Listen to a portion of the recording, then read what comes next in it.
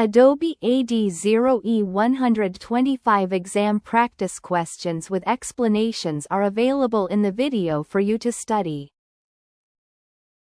When configuring AEM Dispatcher to support AEM Forms in a production setup, which three aspects must be properly addressed? A. Define cache rules specifically for adaptive forms. B. Explicitly allow required HTTP request headers. C. Enable automatic user authentication at the dispatcher layer. D. Configure load balancing between multiple publish instances. E. Disable HTTPS to reduce response latency. The answer is ABID. Dispatcher configuration for AEM Forms must balance performance, security, and scalability. Adaptive forms require carefully tuned caching rules so dynamic content is not cached incorrectly. Dispatcher filters must allow specific request headers used by Forms runtime, otherwise form submissions may fail silently.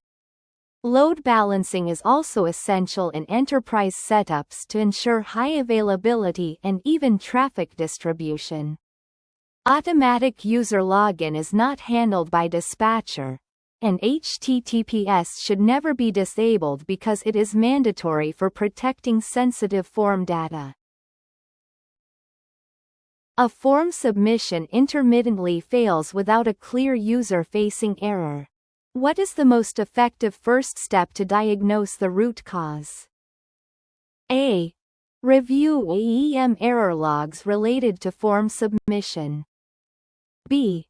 Temporarily remove all validation rules. C. Increase browser-side cache duration. D. Edit the form structure directly in CRXDE Lite. The answer is A. Intermittent submission issues are most reliably diagnosed by analyzing server-side logs, particularly error.log, where submission exceptions and stack traces are recorded. Removing validations or modifying repository content risks masking the real problem and can introduce new issues. Browser cache settings are unrelated to back-end submission failures.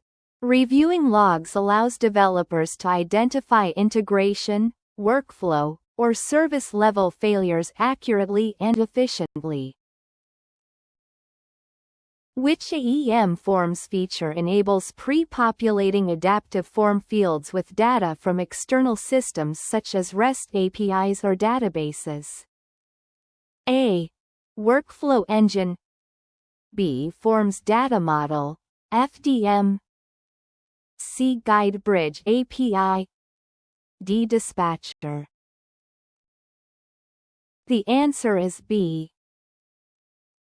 The Forms Data Model, FDM, provides a structured abstraction layer that connects adaptive forms to external data sources such as REST services, SOAP services, and relational databases. It enables bidirectional data flow, allowing forms to be pre-filled and submitted data to be persisted externally. GuideBridge focuses on client-side interactions, while dispatcher and workflows do not manage external data integration. Which set of elements is fundamental when creating an interactive communication template? A. Static text blocks and images only. B. PDF and HTML form components. C. Layout structure, dynamic data bindings, and reusable assets. D. JCR nodes and repository queries. The answer is C. Interactive communication relies on a combination of structured layouts, dynamic data sources, and reusable content assets to generate personalized, multi-channel communications. Static content alone is insufficient, as IC is designed for personalization and conditional rendering. Repository-level constructs such as JCR nodes are implementation details rather than design essentials. Which AEM Forms service is specifically designed to merge XML data with an XFA, XDP template to generate a final PDF document? A. Assembler service, B. Forms service, C. Output service, D. Workflow service. The answer is C. The output service is responsible for transforming XFA, XDP templates and structured data into rendered output formats such as PDF, PostScript, or PCL. It supports both print and non-interactive document generation. Assembler focuses on manipulating existing PDFs, while Forms service handles rendering and submission but not large-scale output generation. An adaptive form must dynamically change field behavior at runtime based on user input. Which approach is most appropriate? A. Use guide bridge API methods. B. Modified JCR content nodes manually. C. Configure an AEM workflow model. D. Adjust dispatcher cache rules. The answer is A. The GuideBridge API is the primary client-side JavaScript interface for interacting with adaptive forms at runtime.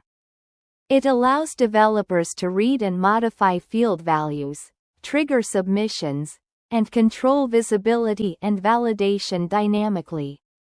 Repository changes and dispatcher rules are static and unsuitable for real-time interaction, while workflows operate post-submission. Which two tools are commonly used by administrators to troubleshoot issues in an AEM Forms environment? A. AEM Web Console, System, Console. B. Dispatcher Flush Agent. C. CRXD Lite. D. Forms Editor. The answer is AC. The AEM Web Console provides visibility into OSGI bundles, configurations, and logs, making it essential for diagnosing runtime issues. CRXDE Lite allows inspection of repository content and configurations, which is useful for identifying structural or permission-related problems. Dispatcher Flush Agents and the Forms Editor are not primary troubleshooting tools. How should an AEM Forms application, LCA, be moved from a development environment to a QA environment? A. Export and import the LCA using Admin UI. B. Deploy the running application directly from Dev. C. Export the LCA using Workbench and import it via Admin UI. D. Export and import the LCA using Workbench only. The answer is C. The correct migration process involves exporting the LCA from the source environment using AEM Workbench and importing it into the target environment through Admin UI. This ensures compatibility and proper deployment of all resources. Direct deployment or Admin UI only exports do not guarantee consistency across environments. Which AEM Forms integration mechanisms are officially supported for connecting with external systems? Choose 3. A. REST APIs. B. SOAP Web Services.